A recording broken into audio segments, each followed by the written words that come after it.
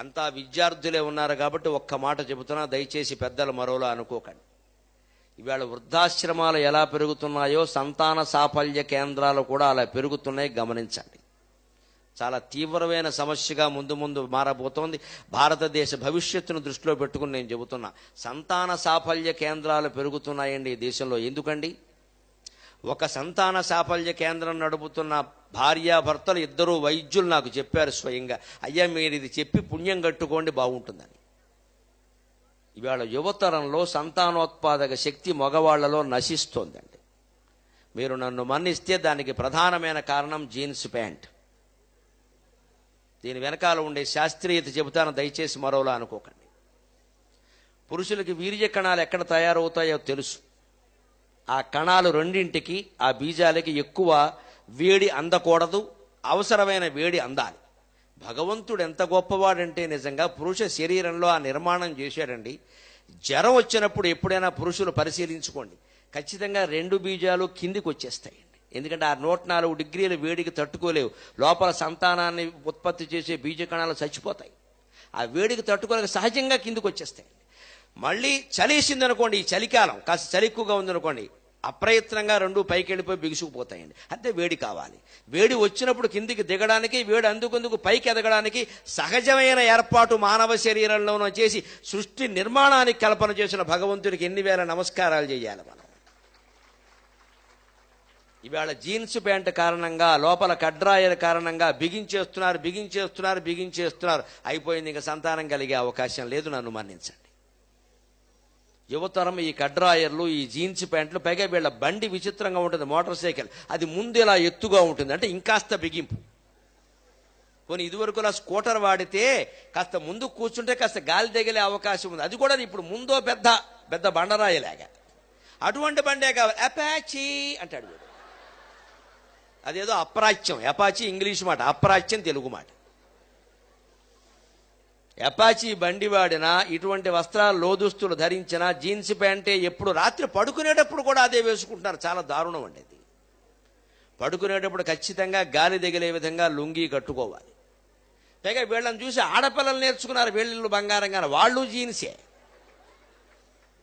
వాళ్ళకి గర్భధారణ కష్టమైపోతుందమ్మా ఈ నొక్కేయడం కారణంగా. వీళ్ళకి అసలు సంతానోత్పత్తి కణాలే నశిస్తున్నాయి.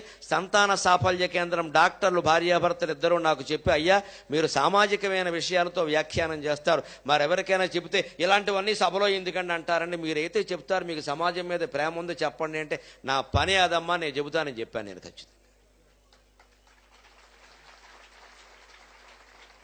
ఇది ఆలోచన చేయండి. క్షేమం కోరి చెబుతున్నాను ఖచ్చితంగా. నేను 2 పిల్లల తండ్రిని. నేను ముందు ఇంటికి రాగానే నా కొడుకులిద్దరికీ చెప్పాను. వాళ్ళిద్దరూ, నాన్నగారు ఇంతవరకు మాకు ఆ విషయం తెలియదు, ఎవరూ చెప్పలేదు, నాకు తెలియదురా చేస్తే చెప్పేవాడు అన్నాను. అందులో ఒక కొడుకు వెంటనే జీన్స్ మానేస్తానని చెప్పాడు. రెండో వాడు కొంచెం టైం అడిగాడు. ఎందుకంటే వాడికి ఇష్టమైనవేవో ఉన్నాయి, అవి కాస్త తొడిగేసి నేను తర్వాత పోన్లేరా పర్వాలేదు ముందు విన్నావు చాలే అన్నాను. మీరేం వేషం వేశారు అనేది ఏం సంబంధం లేదమ్మా, దాని వేషాన్ని బట్టే ప్రవర్తనలు ఉండవు. ఏ వేషం వేసినా బాగానే ఉంటారు, ఎంత మంచి వేషం వేసినా బాగా ఉంటారని ఏం చెప్పలేం, దాన్ని బట్టి ఉండదు. కానీ శారీరకంగా జరుగుతున్న నష్టం చెబుతున్న ఈ యువతను. పైగా మీరంతా తర్వాత సాఫ్ట్వేర్ ఉద్యోగాల్లో చేరుతున్నారు సుమారుగా, కాల్ సెంటర్లో కానీ ఇంకో చోట. ఇక్కడ కాన్వెంట్లో గంటలు కూర్చున్నారు. మీరు కూర్చున్న చోట ఎప్పుడైనా చదివే విద్యార్థులు 6-7 గంటల వరుసగా కూర్చున్నాక మీరు కూర్చున్న చోట చేయి పెట్టండి, అది వేడిగా ఉంటుంది. కారణం ఒంట్లో వేడి కిందికి దిగింది. మరి సాఫ్ట్వేర్ ఉద్యోగాల్లో గంటలు కూర్చుంటూ ఉంటే ఏమాత్రమైనా బీజ కణాలు ఉంటే ఆ వేడికి చచ్చిపోయాయి. ఇంకా సంతానాలు ఎలా కలుగుతాయండి? పూర్వం పల్లెటూళ్ళలో ఉండేవారు, పంచెలు ధరించేవారు. ఈ డ్రాయర్ అనే మాట ఇంగ్లీషు, దానికి తెలుగు మాట లేదు అసలు. ఎందుకంటే వేసేవాళ్ళు కాదు, శుభ్రంగా గాలి తగిలేది. ఆడవాళ్ళకి మగవాళ్ళకి ఎటువంటి ఇబ్బంది లేకుండా. పొలం పని ఏదైనా వస్తే ఆ పంచి కాస్త పైకి గట్టేవారు, లేకపోతే పంచి కిందకి తీసేసేవారు. అందుకే శుభ్రంగా ఒక్కొక్కళ్ళకి 10 మంది పిల్లలు కలిగారు. అంతా గుణపాలు లాంటి పిల్లలే కలిగారు శుభ్రంగా. పిల్లల సదస్సు అయినా గ్రహించవలసిన విషయాలు డిగ్రీ పీజీ విద్యార్థులు ఉన్నారు. భవిష్యత్ తరానికి చాలా ముఖ్యమైన విషయం కాబట్టి చెబుతున్నానమ్మా. ఈ వేషాల్లో మార్పు రాకపోయినట్టయితే తర్వాత ఇవాళ ఏదో యువతరం బాగున్నారు అంటున్నా, వీళ్ళందరూ ఒక 20 ఏళ్ళు దాటాక ముసలివాళ్ళు అయిపోతారు కదండి. ఇవాళ చైనా ఎదుర్కొంటున్న సమస్య, జపాన్ ఎదుర్కొంటున్న సమస్య, యువతరం లేరా దేశంలో ముసలివాళ్ల సంఖ్య పెరిగిపోయింది. కానీ భారతదేశం అదృష్టం, ఈవేళ నా ముందు కూర్చున్న పిల్లల వయస్సు లాంటి వాళ్ళు దేశమంతా 140 మంది ఉన్నారండి. ఈ 40 మంది తేజస్వంతులు కావాలి, ఓజోవంతులు కావాలి, ద్యుతివంతులు కావాలి. ప్రతి ఒక్కడూ ఒక్క హనుమంతుడై మరో రామాయణాన్ని సృష్టించగలగాలి.